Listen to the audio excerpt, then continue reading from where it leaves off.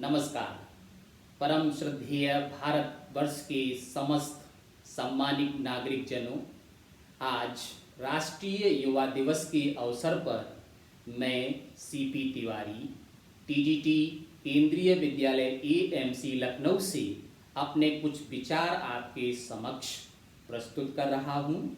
आज के ही दिन स्वामी विवेकानंद का जन्म अर्थात 12 जनवरी 1863 को कलकत्ता के एक कायस्थ परिवार में हुआ था। इनके बचपन का नाम नरेंद्र नाथ दत्त था। इनके पिता विश्वनाथ दत्त कलकत्ता हाई कोर्ट के एक प्रसिद्ध वकील थे। उनकी माता भुवनेश्वरी देवी धार्मिक विचारों की महिला थी।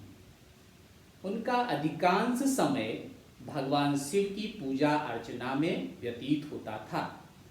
नरेंद्र के पिता और उनकी मां के धार्मिक, प्रगतिशील व तर्क संगत रवैया ने उनकी सोच और व्यक्तित्व को आकार देने में मदद की। उनके विचारों में एक महान विचार ये था, दिन में एक बार स्वयं से बात जरूर करो, अन्यथा आप संसार के सर्वश्रेष्ठ व्यक्ति से मिलने से चूक जाएंगे। ये विचार प्रकट करने वाले स्वामी विवेकानंद बचपन से ही काफी नटखट और शरारती स्वभाव के थे। वो अपनी शरारत से अपने मित्रों को परेशान किया करते थे। साथ ही साथ वो अपने अध्यापकों को भी परेशान करने का कोई भी मौका नहीं छोड़ते थे। शरारती होने के साथ ही साथ वो काफी बुद्धिमान और पढ़ने में तेज थे। वो उस पढ़ाई को कुछ ही घंटों में पूरा कर लिया करते थे, जो पढ़ाई करने में लोगों को महीनों लग जाते थे। स्वामी विवेकानंद जी के इस गुण को देखकर अध्यापक बहुत अचंभित हो जाते थे। उनका दिमाग इतना तेज था कि एक बार बताई बात को वो नहीं भूलते थे। कभी कभी तो अपने माता पिता या अध्यापक से ऐसे प्रश्न पूछ लेते थे जिनका जवाब कोई नहीं दे पाता था। इनकी विद्यालय की पढ़ाई 8 वर्ष की उम्र में 1871 में शुरू हुई थी, अर्थात इनकी पढ़ाई देर से प्रारंभ हुई। जब इनका दाखिला ईश्वरचंद्र विद्यासागर के मेट्रोपोलियन संस्थान में हुआ। इनकी जिंदगी भी इतनी आसान नहीं थी। 1877 में ये अपने परिवार के साथ रायपुर चले गए। इनकी आगे की पढ़ाई यहीं हुई। सन 1879 में जब इनका परिवार वापस कलकत्ता आया तो इन्होंने प्रेसिडेंसी कॉलेज की प्रवेश परीक्षा में प्रथम डिवीजन प्राप्त किया। इनके प्रिय विषय इतिहास, सामाजिक विज्ञान और कला थे। साथ ही साथ इन्हें संगीत का भी काफी शौक था। स्वामी विवेकानंद जी की हिंदू धार्मिक ग्रंथों में काफी रुचि थी। उन्होंने कम समय में ही रामायण, महाभारत, उपनिषद और वेदों का ज्ञान ले लिया था। वो न सिर्फ इन बातों को पढ़ते थे, अपितु अपनी जिंदगी में उसका प्रयोग भी करते थे। धीरे धीरे इनकी पढ़ाई आगे बढ़ी और सन 1884 में इन्होंने कला से स्नातक की पढ़ाई पूरी कर ली। स्वामी विवेकानंद जी पश्चिमी सभ्यता की उन सभी बातों को खुलकर विरोध करते थे जो अच्छी नहीं थी। शराब भी उनमें से एक थी, जो लोगों को ये बताते थे कि अपना देश कितना अच्छा है और अपने देश का संस्कार कितना अच्छा है। वो लोगों को भारत के पुराने गौरव के बारे में बताया करते थे। साथ ही साथ वो लोगों को उपनिषदों, वेदों और ग्रंथों का ज्ञान भी दिया करते थे। स्वामी विवेकानंद जी ब्रह्म समाज की किसी बात से सबसे ज्यादा प्रभावित थे, तो वो थी निराकार भगवान में विश्वास और मूर्ति पूजा का विरोध करना, जिसमें ये भी बताया गया था कि हिंदू धर्म में लिखे उपनिषद और ग्रंथ विश्व के सबसे अधिक ज्ञान देने वाले और अच्छे साथी हैं जिनका दुनिया के सभी लोगों को पता चलना चाहिए। जब उम्र थी एक नए जीवन के शुरुआत करने की, परिवार को संभालने की, तो उन्होंने एक बहुत बड़ा निर्णय लिया। उन्होंने मात्र 25 वर्ष की उम्र में पारिवारिक जीवन का त्याग कर दिया और साधु वेश धारण कर लिया। साधु वेश धारण करने के बाद इनका जीवन कठिनाइयों से भर गया और बहुत ही व्यस्त जीवन हो गया। इनके ऊपर विश्व में ज्ञान के प्रकाश को फैलाने की जिम्मेदारी आ गई। इन्होंने अपने गुरु का अनुसरण करते हुए इस काम को बहुत ही अच्छे से किया। स्वामी जी के नरेंद्र नाथ से विवेकानंद बनने की कहानी भी जानेंगे। पहले जान लेते हैं स्वामी जी से जुड़ा एक रोचक प्रसंग। स्वामी जी विवेकानंद के गुरु का नाम रामकृष्ण परमहंस था। वो किसी भी काम को करने से पहले उनसे सलाह, मशविरा और आशीर्वाद लिया करते थे। स्वामी जी के गुरु रामकृष्ण परमहंस का देहांत हो चुका था और जिस साल उन्हें अमेरिका जाना था वो उनके साथ नहीं थे। इस स्थिति में उन्होंने अपनी गुरु माँ का आशीर्वाद लेना चाहा। विवेकानंद रामकृष्ण परमहंस की पत्नी माँ शारदा के पास पहुंचे। उन्होंने उनके पैर छुए और उन्हें बताया कि उन्हें अमेरिका में भाषण देने जाना है और वो उनका आशीर्वाद लेना चाहते हैं। लेकिन इस पर माँ शारदा ने कहा कि तुम कल आना, मैं देखना चाहती हूँ कि तुम इस काबिल हो भी या नहीं। माँ की बात सुनकर स्वामी जी थोड़ा हैरान रह गए, लेकिन गुरु माँ के कहे अनुसार वो अगले दिन फिर उनका आशीर्वाद लेने पहुंची।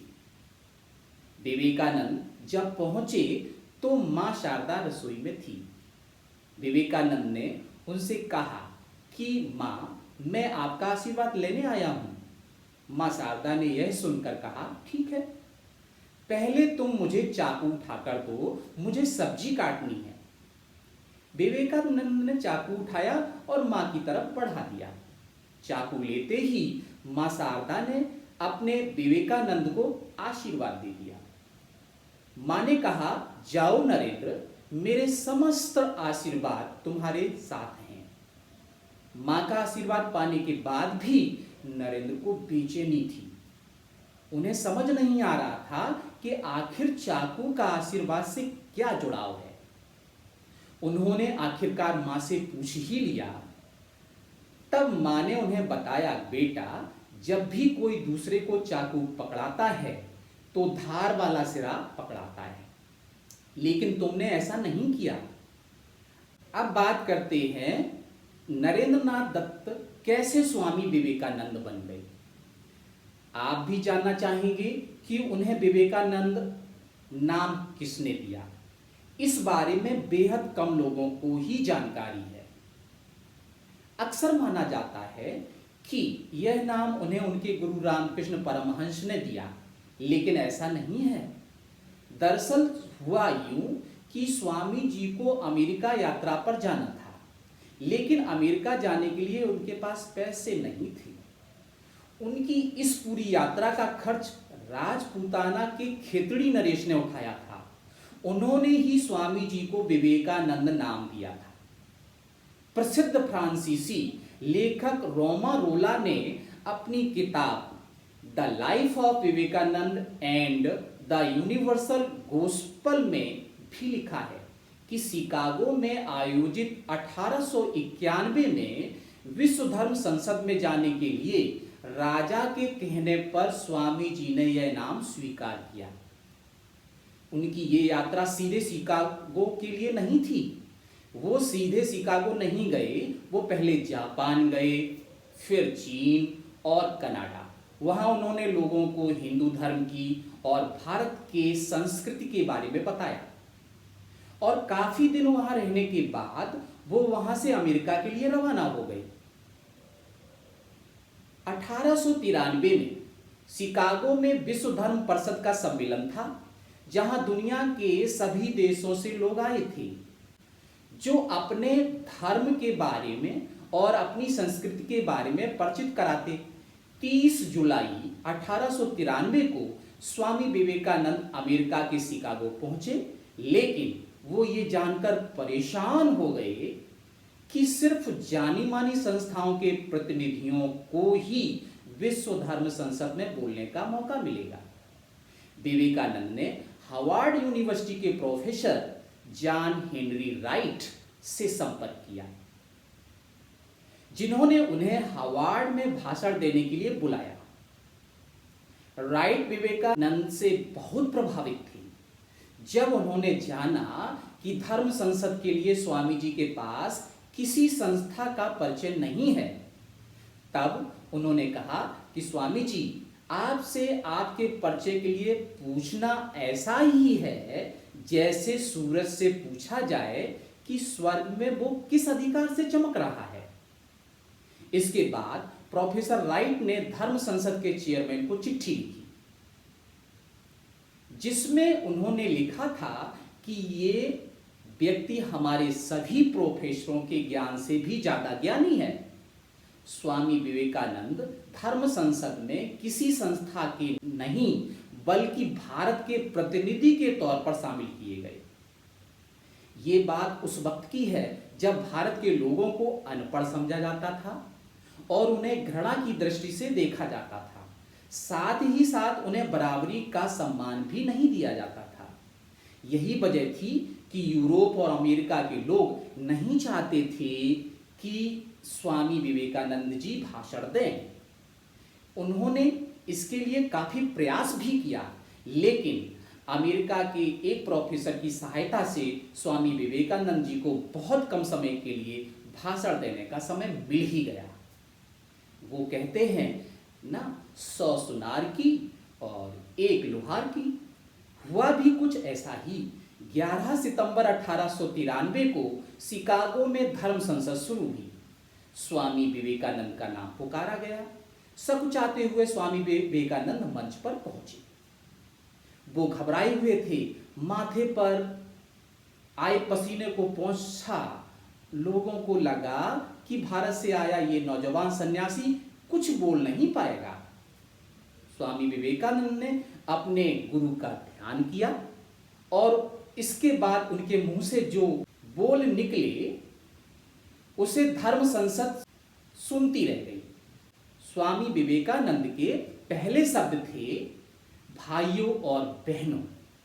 ये सुनते ही वहां करीब 2 मिनट तक तालियों की गड़गड़ाहट गूंजती रही। इसके बाद उन्होंने भारतीय धर्म और संसद का जो जिक्र किया, उनके उस भाषण को सुनकर वहां मौजूद सभी लोग आश्चर्यचकित रह गए। यह इसलिए भी था क्योंकि इतनी कम आयु का इतना जबरदस्त भाषण देने वाला वहां कोई दूसरा नहीं था। इससे पहले शून्य को लेकर ऐसा भाषण किसी ने भी नहीं दिया था। इसके बाद स्वामी विवेकानंद ने ज्ञान से भरा ऐसा ओजस्वी भाषण दिया जो इतिहास बन गया। स्वामी विवेकानंद के भाषण में उनके गुरु रामकृष्ण परमहंस का दिया गया वैदिक दर्शन का ज्ञान था। इस भाषण में दुनिया को शांति से जीने का संदेश छुपा था। इसी भाषण में वो संदेश भी है जिसमें स्वामी विवेकानंद ने कट्टरता और हिंसा का जमकर आलोचना की थी। उन्होंने कहा था कि सांप्रदायिकता, कट्टरता और उसी की भयानक उपज धर्मांधता ये लंबे वक्त से इस सुंदर धरती को जकड़ रखा है। ऐसे लोगों ने धरती को हिंसा से भर दिया है। कितनी ही बार उसे मानव रक्त से रंग दिया, सभ्यताओं को तबाह किया और सभी देशों को निराशा के गर्त में धकेल दिया। स्वामी विवेकानंद जी ने लोगों को बताया कि भारत की संस्कृति ऐसी है, अगर दुनिया भारत की संस्कृति को नहीं समझ पाएगा तो उनका जीवन वैसा ही होगा जैसा माँ बाप के बिना बच्चे का होता है। इसलिए भारत की संस्कृति को जानना बहुत जरूरी है। इसके बाद जितने दिन भी धर्म संसद चली, विवेकानंद ने हिंदू धर्म और भारत के बारे में दुनिया को वो ज्ञान दिया जिसने भारत की नई छवि बना दी। इस धर्म संसद के बाद स्वामी विवेकानंद विश्व प्रसिद्ध हस्ती बन गए।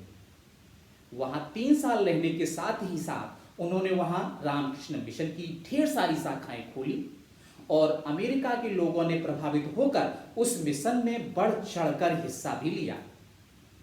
स्वामी विवेकानंद जी का यह प्रयास था जिसकी वजह से भारत का नाम पूरी दुनिया में फैल सका और भारत को इतना सम्मान मिला। 15 जनवरी 1897 को विवेकानंद अमेरिका से श्रीलंका पहुंचे। उनका जोरदार स्वागत हुआ। इसके बाद वो रामेश्वरम से रेल के रास्ते आगे बढ़े। रास्ते में लोग रेल रोककर उनका भाषण सुनने की जिद करते थे। विवेकानंद विदेशों में भारत के आध्यात्मिक ज्ञान की बात करते थे, लेकिन भारत में वो विकास की बात करते थे। गरीबी, जाति व्यवस्था और साम्राज्यवाद को खत्म करने की बात करते थे। रामेश्वरम से मद्रास होते हुए विवेकानंद कोलकाता पहुंचे। वो कलकत्ता जो उनकी जन्मभूमि थी और लंबे वक्त तक उनकी कर्मभूमि रही।